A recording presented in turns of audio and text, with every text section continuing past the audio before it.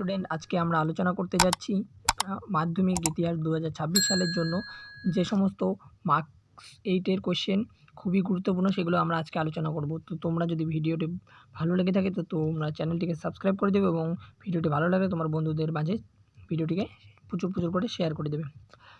তো আজকে আমরা ভিডিওটি শুরু করতে যাচ্ছি। ফার্স্ট কোশ্চেন, 1875 সালের বিদ্রোহের প্রকৃতি লেখো। সেকেন্ড কোশ্চেন, বিপ্লবী আন্দোলনে নারী সমাজের ভূমিকা কী ছিল? কোশ্চেন নাম্বার 3, রবীন্দ্রনাথ ঠাকুরের শিক্ষা ভাবনায় পরিচয় দাও। Next page.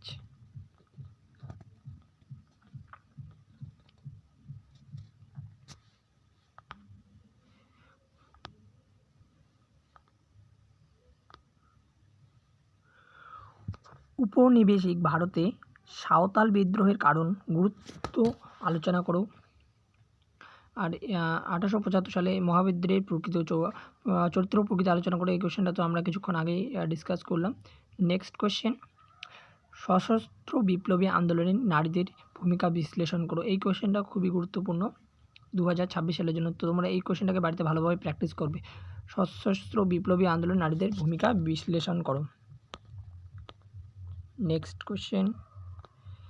নেক্সট কোশ্চেন, রাজা রামমোহন রায়ের সমাজ সংস্কারের আলোচনা করো। এই কোশ্চেনটা তো আমরা কিছুক্ষণ আগে আলোচনা করলাম। রবীন্দ্রনাথ ঠাকুরের শিক্ষা, চিন্তা, স্বাধীনতা ভাবনা আর সংক্ষিপ্ত পরিচয় দাও।